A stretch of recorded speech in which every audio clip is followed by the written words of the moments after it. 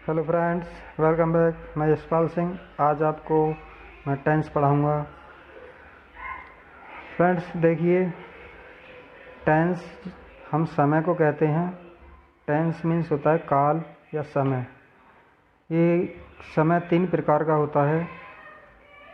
Number 1 वर्तमान काल, भूतकाल और भविष्य काल। इंग्लिश में इनको कहते हैं हम प्रेजेंट टेंस, पास्ट टेंस और फ्यूचर टेंस।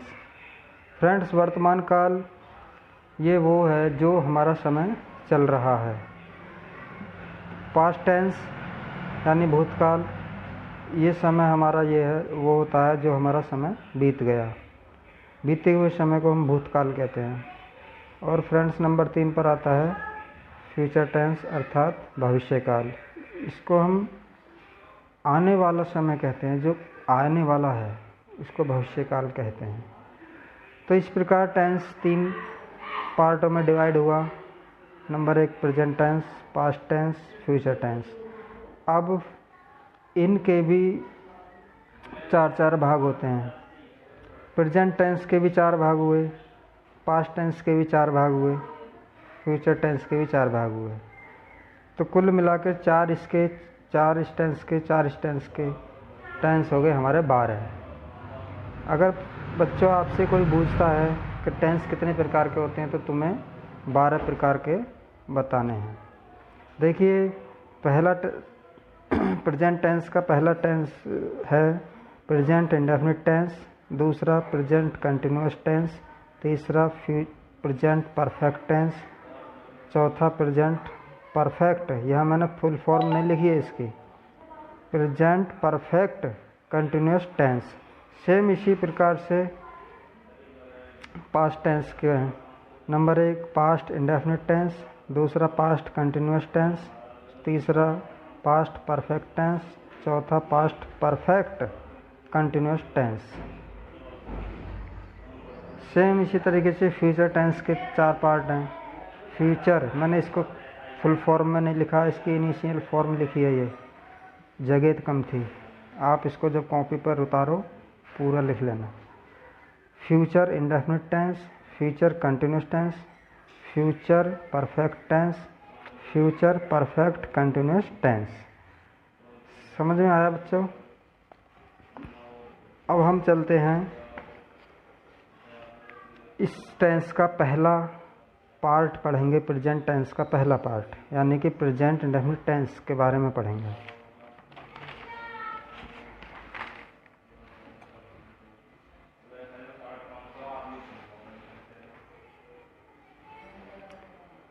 देखिए, प्रेजेंट इंडेफिनिट टेंस, इसकी पहचान हम कैसे पहचानेंगे कि ये कौन से टेंस का वाक्य है। सबसे पहले हमें हर टेंस के वाक्यों की पहचान आनी ज़रूरी है।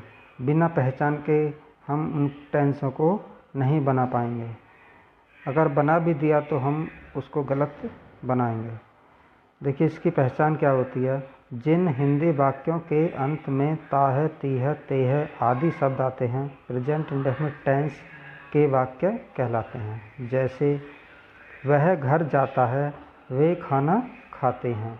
इसमें देखिए बच्चों, ता है लास्ट में आ रहा है, ये हमारा ये वर्ड आ रहा लास्ट में ता है। और दूसरे सेंटेंस में भी ये आ रहा ते हैं, जो कि मैंने इसकी पहचान में लिखवाया था ता है, ती है, ते हैं। तो इसमें से 2 मिल गए हमारे, ता है और ते हैं।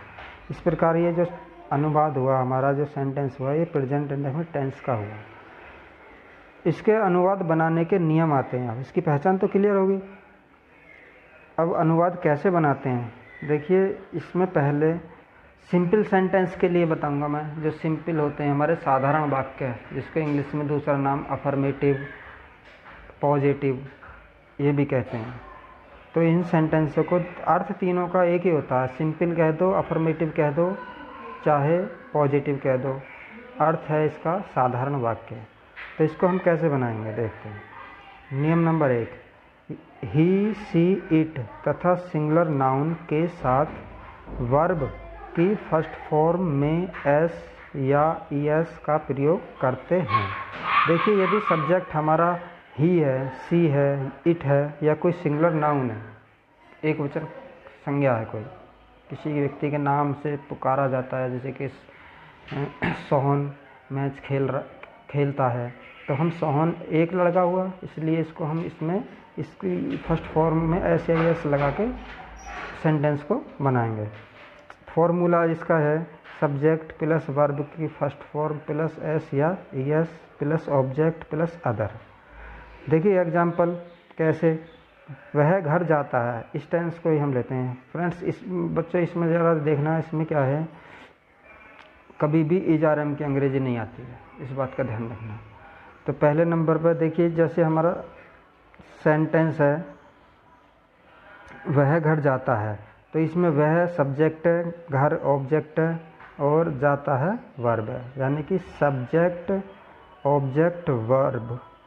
लेकिन जब हम इसको इंग्लिश में कन्वर्ट करेंगे तो सब्जेक्ट वर्ब ऑब्जेक्ट, ध्यान रखना, सब्जेक्ट वर्ब ऑब्जेक्ट इसके अनुसार बनाएंगे, अर्थात पहले सब्जेक्ट की अंग्रेजी, फिर वर्ब की अंग्रेजी और फिर ऑब्जेक्ट की। तो ही, अब मैंने जाने की अंग्रेजी होती है गो, गो में हमने ई एस लगा दिया, क्यों, क्योंकि हमारा जो सब्जेक्ट है वो ही है, एक वचन करता है, इसलिए हमने एस या ई एस लगा दिया। मैंने इसमें ई एस इसलिए लगाया है क्योंकि इसके जो बाद वाला लेटर है वो ओ है, यानी एक ये वोविल है। जब कहीं किसी वर्ब में लास्ट का जो लेटर वोविल आए तो आपको ई एस का प्रयोग करना है, और यदि कोई और कॉन्सोनेंट्स आए तो आपको एस का प्रयोग करना है। गोज और फिर टू हाउस,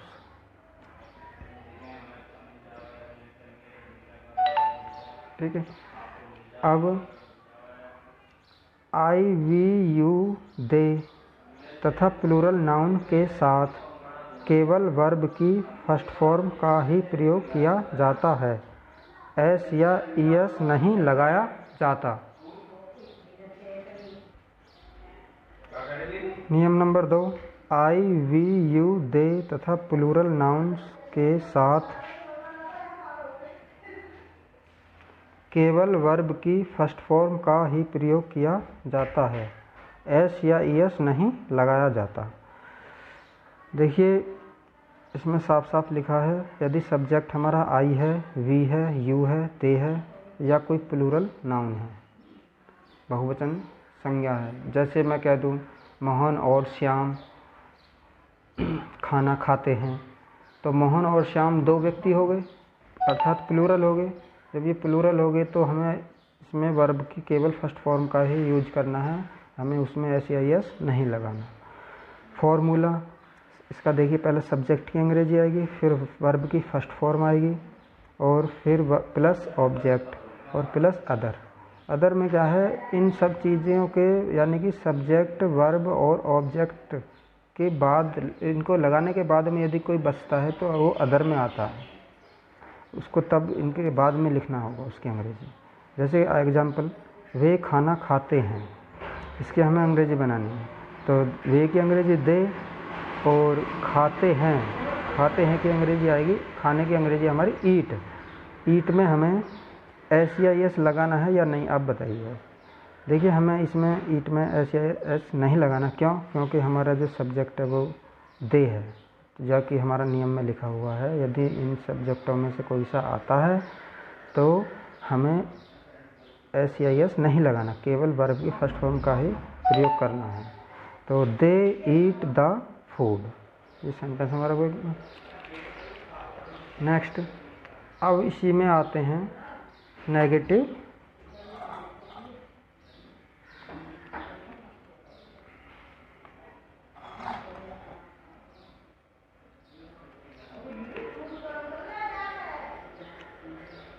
सेंटेंस के लिए कैसे नियम।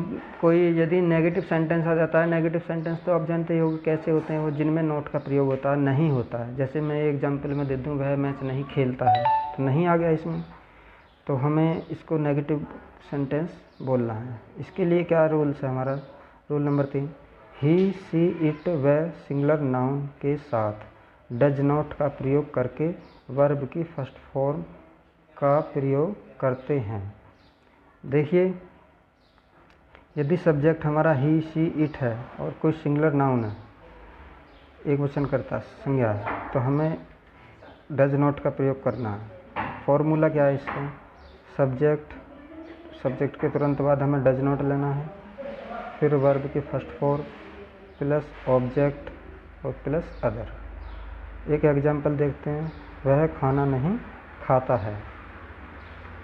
देखिए ही डज नॉट, देखिए मैंने तुरंत सब्जेक्ट के बाद में डज नॉट लिया और फिर वर्ब की फर्स्ट फॉर्म ईट और फिर द फूड।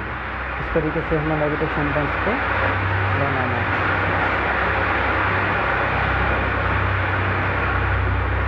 अब rule number 4, I, we, you, they व प्लूरल नाउन्स के साथ डू नॉट का प्रयोग करके वर्ब की फर्स्ट फॉर्म लगाते हैं। अर्थात यदि सब्जेक्ट हमारा इनमें से है तो हमें डू नॉट लगाना है, ना कि डज नॉट। तो फॉर्मूला देखिए इसका, subject plus do not plus verb की first form plus object plus other. Example, तुम खाना नहीं खाते हो, तो हमारा आपके सब्जेक्ट तुम है, अर्थात यू हमारा इस रूल नंबर 4 में आता है। तो यू डू नॉट, इसके साथ में डू नॉट का प्रयोग होगा, you do not eat the food. इसी प्रकार इंटरोगेटिव सेंटेंस से जाते हैं, जिनको प्रश्नवाचक वाक्य बोलते हैं। जिसमें कोई प्रश्नवाचक शब्द हो उसको हम प्रश्नवाचक वाक्य कहते हैं। इसकी एक पहचान और होती है इंटरोगेटिव सेंटेंस की, इसमें एक क्वेश्चन मार्क लगा होता है इस सेंटेंस के लास्ट में। इसका देखिए, फर्स्ट टाइप के इंटरोगेटिव सेंटेंस में ही, शी, इट तथा सिंगुलर सब्जेक्ट नाउन के साथ डज का तथा आई, वी, यू, दे तथा प्लूरल नाउन्स के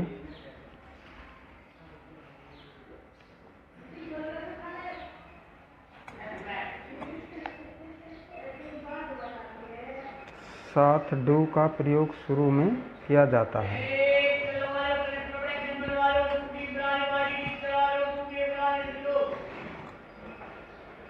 देखिए, फर्स्ट टाइप के इंटरोगेटिव सेंटेंस। अब तुम सोचोगे कि फर्स्ट टाइप के इंटरोगेटिव सेंटेंस कैसे होते हैं। फर्स्ट टाइप के इंटरोगेटिव सेंटेंस वो होते हैं जिन वाक्यों में शुरू में क्या होता है। जैसे मैं फॉर एग्जाम्पल के लिए कह दूं, क्या वह खाना खाता है, या क्या वह मैच नहीं खेलता है, तो क्या वर्ड जो इसमें शुरू में आ रहा है, इसलिए फर्स्ट टाइप का है। इसको जो बनाने का नियम है वो देखिए, फॉर्मूला डू या डज शुरू में लेना। मैंने बताया था डू यदि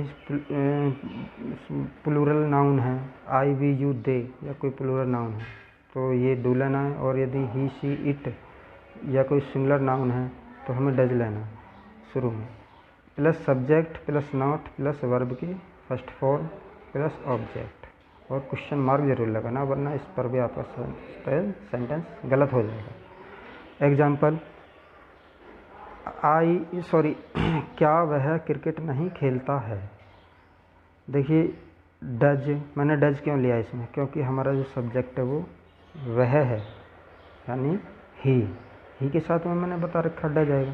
तो डज ही नॉट, इसमें क्या होता है, सब्जेक्ट के बाद ही नॉट लगेगा यदि सेंटेंस में नॉट है, वरना इसको नहीं लगाना। तो does he not play the cricket. Next, क्या तुम खाना खाते हो, इसमें do you eat the food, same फॉर्मूले पर आधारित है जो फॉर्मूला लिखा है। रूल नंबर 6,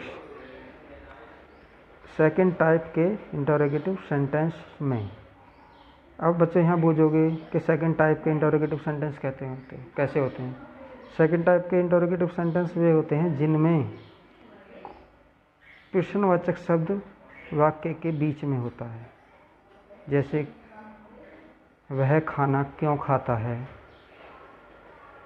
वह कहाँ जाता है, तो क्यों और कहाँ ये हमारे प्रश्नवाचक शब्द हैं, क्वेश्चन वर्ड हैं। तो जब यह वर्ड बीच में आए उसे हम सेकंड टाइप का सेंटेंस बोलते हैं। उसको बनाने के नियम में देखिए क्या करते हैं, डू या डज का जो प्रयोग होता है वो तो नियम नंबर 5 के अनुसार होगा। कैसे भाई, यदि हमारा आई वी यू दे या कोई प्लूरल नाउन है तो आपको डू का प्रयोग करना है, और यदि ही शी इट या कोई सिंगुलर नाउन है तो आपको डज का प्रयोग करना है। अच्छा, किंतु सर्वप्रथम जो अंग्रेजी आएगी वो क्वेश्चन वर्ड की अंग्रेजी आएगी, जो उसमें बीच में प्रश्नवाचक शब्द है उसकी सबसे पहले अंग्रेजी आएगी, फिर डू या डज का प्रयोग होगा। फॉर्मूला देखिए इसका, क्वेश्चन वर्ड प्लस डू या does plus subject plus not plus verb की first form plus object plus other.